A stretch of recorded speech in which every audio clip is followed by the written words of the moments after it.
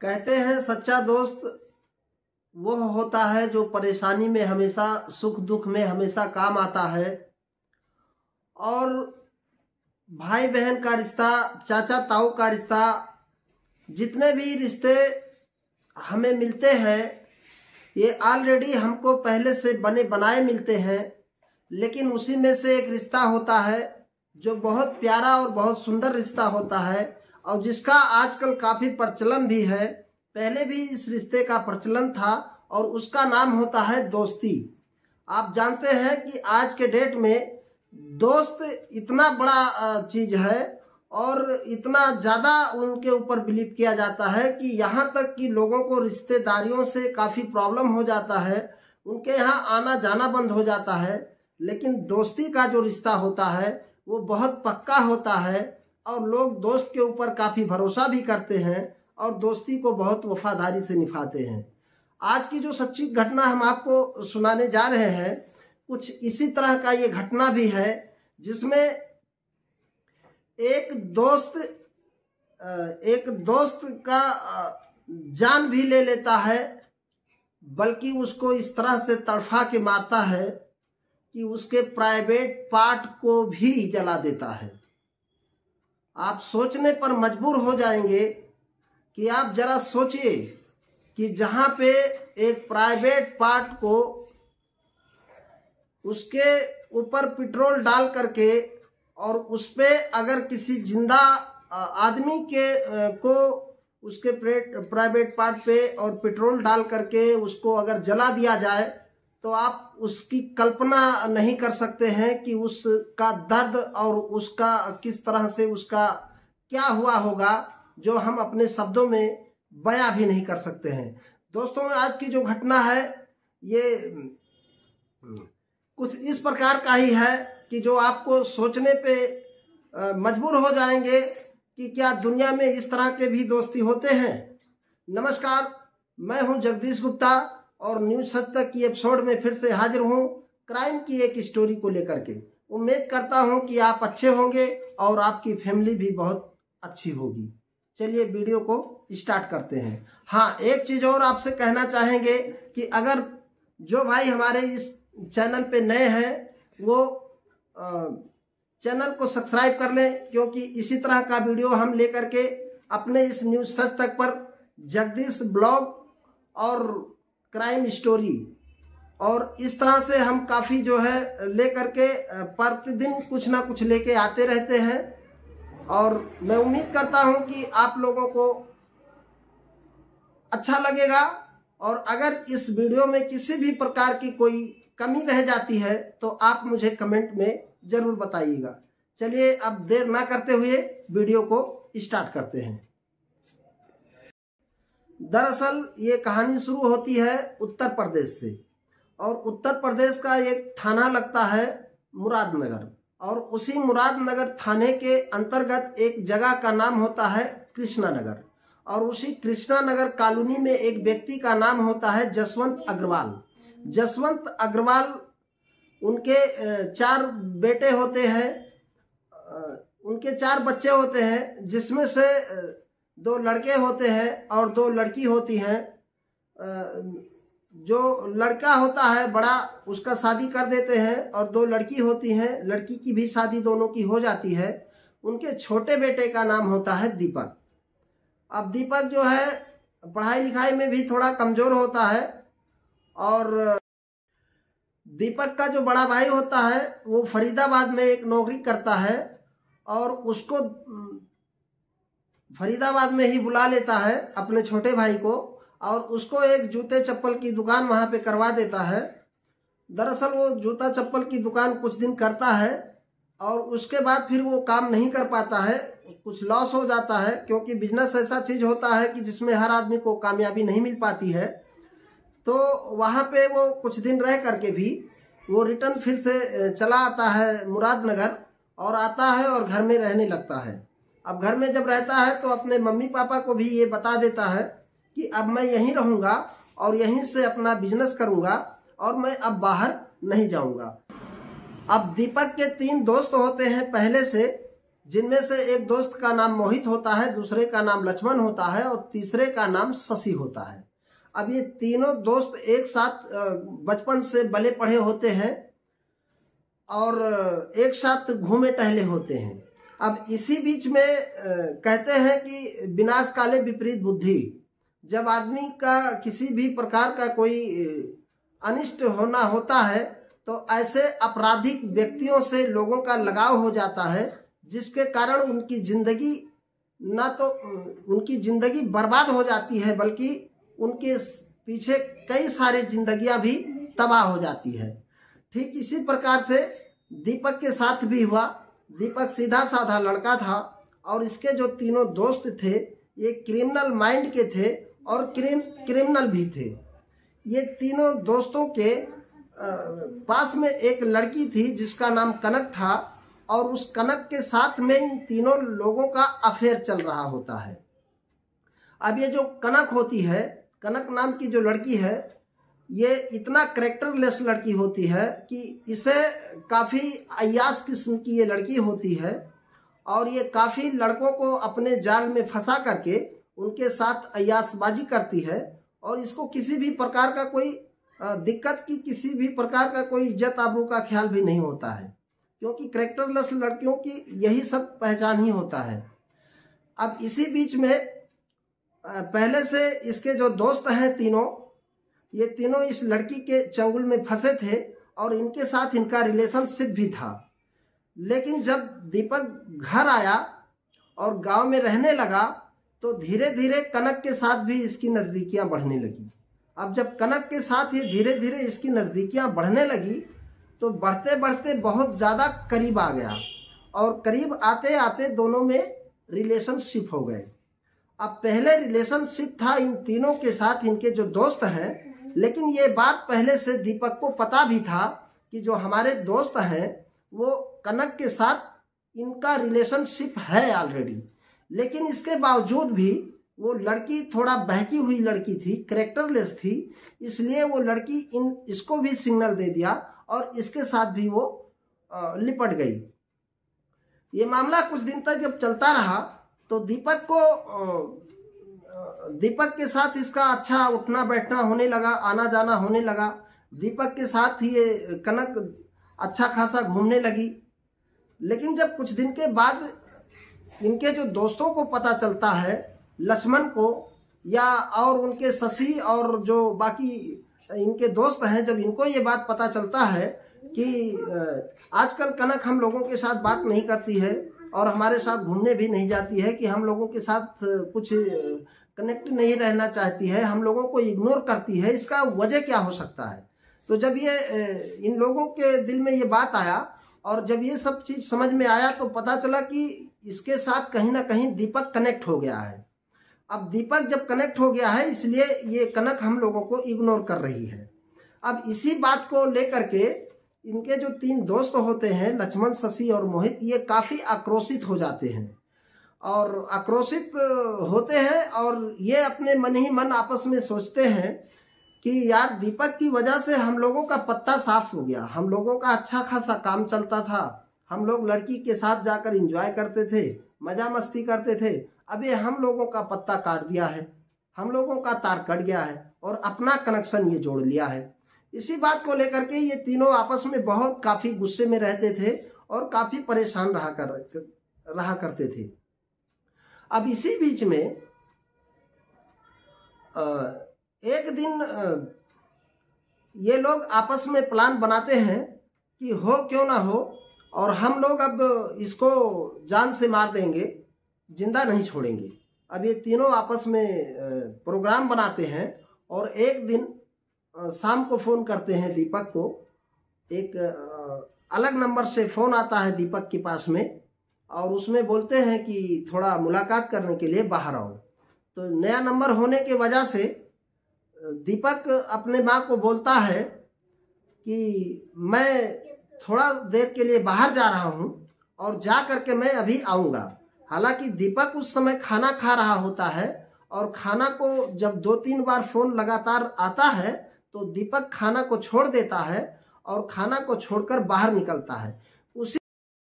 अब उसके बाद जब ये बाहर निकलता है तो वहाँ पे जाता है तो देखता है इसके दो दोस्त ऑलरेडी पहले वहाँ पर आए हुए हैं और इसको बोलते हैं कि भाई चलो थोड़ा जाते हैं, घूम के आएंगे। अब इसको लेकर के जाते हैं और जंगल की तरफ चले जाते हैं। अब जंगल की तरफ जब जाते हैं तो वहाँ पे फुल व्यवस्था हुआ रहता है, खाने पीने की बढ़िया व्यवस्था किए रहते हैं और वहाँ पे दारू की भी व्यवस्था हुई रहती है।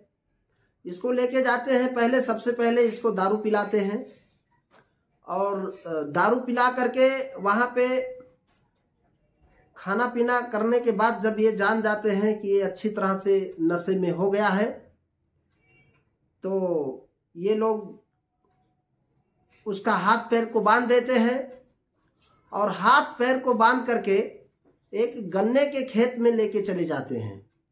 और गन्ने के खेत में जब लेकर के जाते हैं तो वहाँ पर इसके पूरे कपड़े ऑलरेडी उतार के रखे होते हैं और गन्ने के खेत में इसके प्राइवेट पार्ट को उसके ऊपर में पेट्रोल डालते हैं और वहाँ जला देते हैं। अब आप सोच सकते हैं कि एक जिंदा इंसान को प्राइवेट पार्ट पर अगर पेट्रोल डालकर आग लगाया जाए तो क्या हो सकता है या क्या गुजरी होगी। खैर, अब इसके बाद में तड़पता रहता है ये और ये कहता रहता है कि भाई मुझे छोड़ दो, मुझे माफ़ कर दो, मैं आज के बाद कनक के साथ मुलाकात नहीं करूँगा, उसके साथ मैं रिश्ता नहीं रखूँगा, आप लोग जो मर्जी जैसा करो, हमसे कोई मतलब नहीं है, लेकिन मुझे माफ़ कर दो। लेकिन ये लोग उसको यही बात बोलते हैं कि अरे दुष्ट, तूने बहुत गलती काम किया है, तूने तो दोस्ती में जहर घोल दिया है। तू जब ये बात पहले से जान रहा था कि हम लोगों का कनक के साथ पहले से संबंध है और हम लोग के साथ उसका इतने काफ़ी दिन से चल रहा है मामला, तो बीच में तू क्यों आ गया और तेरे ही वजह से आज कनक हमारे पास नहीं आती है और तू ऐसा क्यों किया। बार बार ये लोग उसी बात को बोलते हैं और वो इन लोगों से मिन्नतें मांगता है, अपने जीवन की भीख मांगता है, लेकिन ये लोग सुनने के लिए तैयार नहीं है। अब जब इसका हाथ पैर पहले से बंधा हुआ है तो ये वहाँ से भाग भी नहीं सकता है, नशे में इतना काफ़ी है कि वहाँ से निकलने की गुंजाइश ही नहीं है। ये काफ़ी वहाँ पे तड़पता है और ये लोग उसको जब तड़पते देखते हैं, इसके कनपटी पर पिस्टल सटाकर एक गोली मार देते हैं, ये मर जाता है वहीं पे। अब मरने के बाद में ये लोग वहाँ से भागने के लिए प्रोग्राम जमाते हैं, लेकिन फिर ये सोचते हैं कि इसका अगर हम लोग पहचान नहीं मिटा देंगे तो हम लोग पकड़े जाएंगे। अब आप सोचिए, वो मर चुका है लेकिन इसका शरीर के, इसका जो चेहरा होता है, उस चेहरे के ऊपर इन लोगों ने पेट्रोल डाल देते हैं और पेट्रोल डालने के बाद चेहरे को भी जला देते हैं। उसके पास और कुछ घास फूस रख देते हैं जिससे कि उसका चेहरा पूरी तरह से जल जाए। अब ये मामला तो यहाँ पर हो करके इतना सब कांड करने के बाद ये लोग वहाँ से ऑलरेडी फरार हो जाते हैं। अब कुछ ही दिन के बाद इधर ये लोग जला के फरार हो जाते हैं।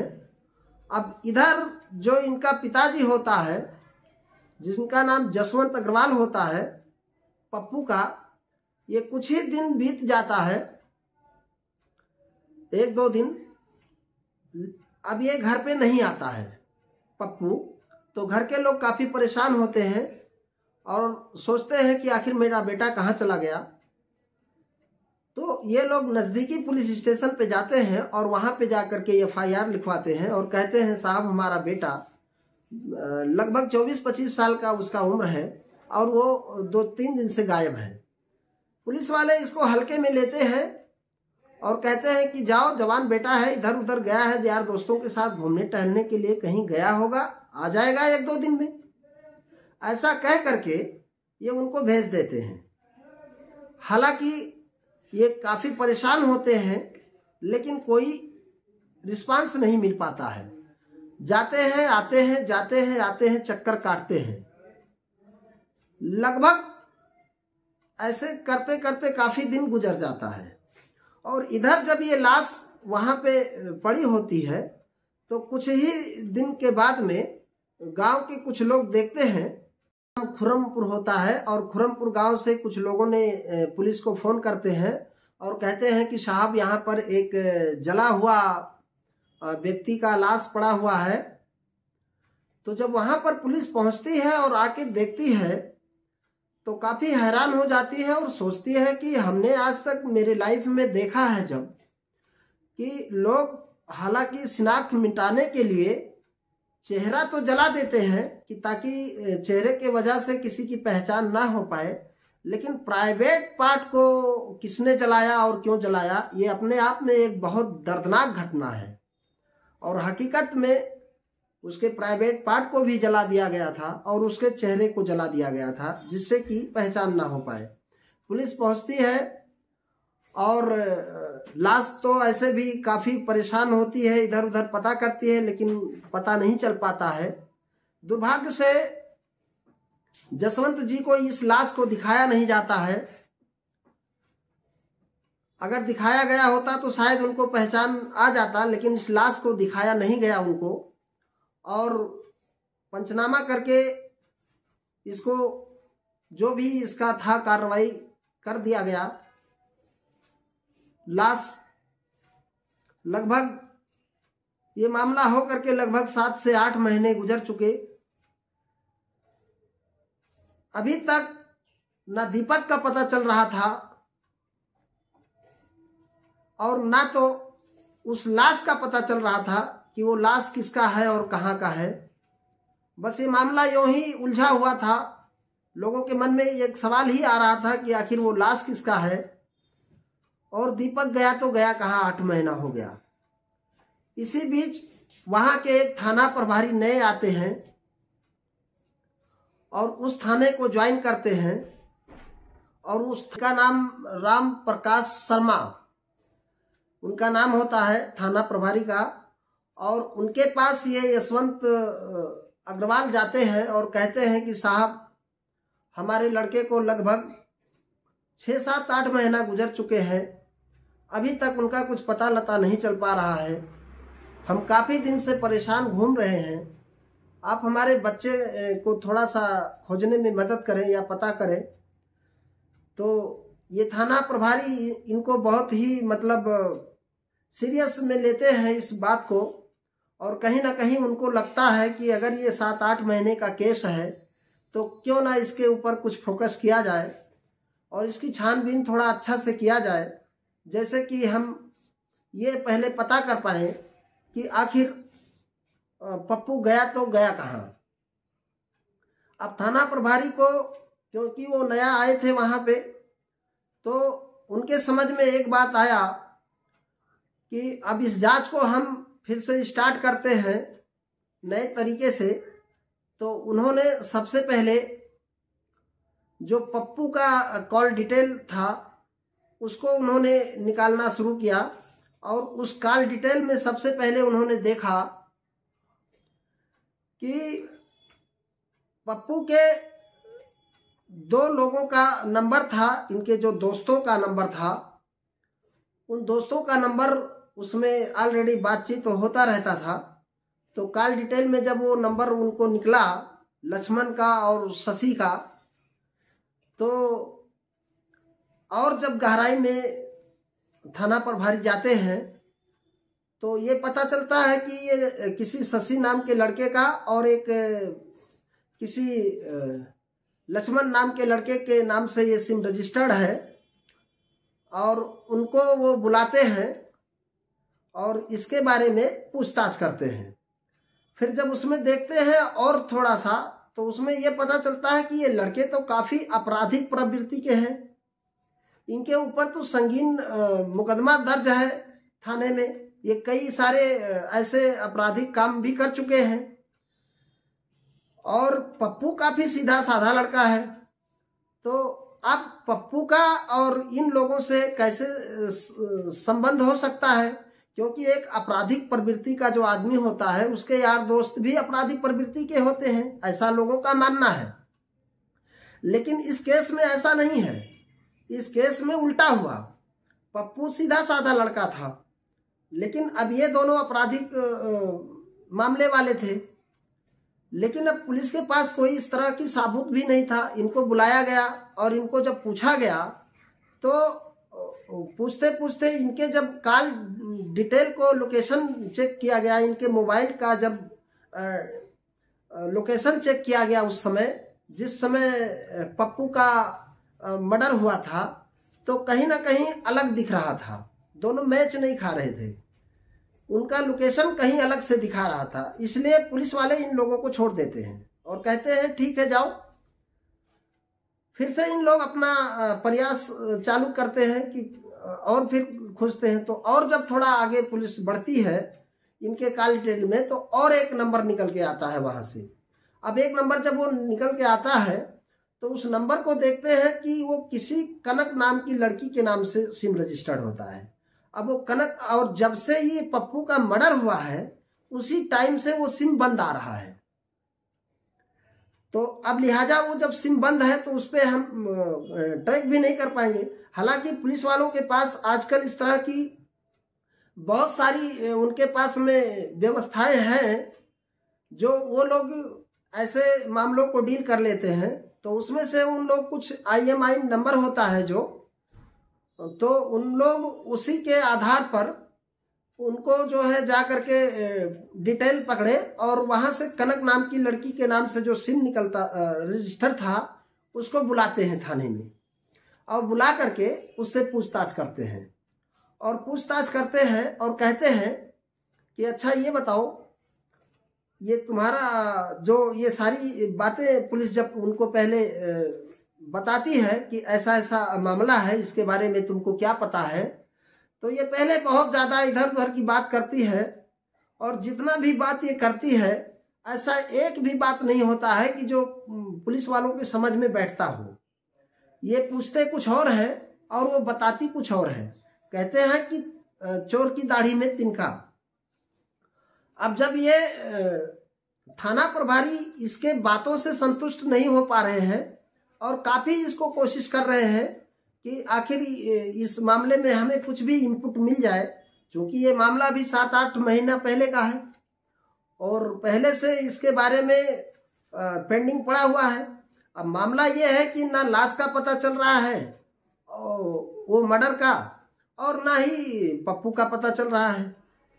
तो फिर जब इसके ऊपर कुछ पुलिस अपना अलग अंदाज से प्रेशर देती है तब जा कर के वो कनक टूट जाती है। और कनक टूटती है तो ये स्टोरी पुलिस वाले के सामने बयां करती है और कहती है कि हाँ सर, जो 7-8 महीना पहले लाश गन्ने की खेत में पड़ी थी वो लाश दरअसल दीपक की ही है, और दीपक को मारने वाला कोई और नहीं बल्कि लक्ष्मण, शशि और उनके और एक जफर एक दोस्त होता है। ये तीनों लोग मिलकर ही उसको मारे हैं। और तो जब ये बात पुलिस सुनती है तो उनका माथा भी ठनक जाता है कि 7-8 महीना पहले दीपक का भी मर्डर हो जाता है और 7-8 महीना पहले एक अज्ञात लाश भी वहीं पे बरामद होता है। लेकिन संजोग देखो कि दोनों का मिलान नहीं हो पाता है। और धन्य है ये थाना प्रभारी जो उन्होंने इतना काफ़ी गहराई से इसको अध्ययन किया। और ऐसे पुलिस वालों को तो सलूट बनता है कि जो ऐसे अपराधियों को उनके जगह पर पहुंचाने का काम करते हैं। तो फिर जब उन्होंने इस तरह से उनको बयान दिया लड़की ने थाना प्रभारी को, तो अब थाना प्रभारी को ये पता चल चुका था कि अब कहीं ना कहीं ये अपराधी हमारे पहचान में आ चुके हैं। पहले से बुलाए भी जा चुके थे थाने में, लेकिन किसी साबुत ना होने के कारण से उनको छोड़ दिया गया था। अब जब ये थाने में, तो अब ये अपनी जाल पूरी, पुलिस अपनी पूरी टीम बिछाती है जाल और इनको पकड़ने के लिए। हालांकि जब इन लोग पहले थाने पे आए थे तभी इन लोगों को पता चल गया था कि पुलिस को हमारे ऊपर शक है और कहीं ना कहीं हम लोग पकड़े जाएंगे। तो ये लोग फिर अपना घर छोड़ करके फरार हो गए थे। और इस मामले में पुलिस ने बहुत काफ़ी मशक्कत भी किया इन लोगों को पकड़ने के लिए, क्योंकि ये बहुत ही आपराधिक प्रवृत्ति के लोग थे। और उसके बाद में फिर इनको जाल बिछाकर पुलिस पकड़ती है और पकड़ने के बाद इन लोगों के खिलाफ कनक के ही बयान पर इन लोगों के तीनों के खिलाफ गंभीर धाराओं में मुकदमा दर्ज कर लेती है और इन लोगों को जेल भेज देती है। दोस्तों, इस कहानी के बारे में आपको क्या कहना है, आप हमें कमेंट बॉक्स में लिख सकते हैं। और ये घटना, इस कहानी को कहने का उद्देश्य किसी की भावनाओं को ठेस पहुंचाना नहीं, बल्कि आपको सावधान और सतर्क करना है। आप अपना ख्याल रखिए, खुश रहिए। नमस्कार, वंदे मातरम।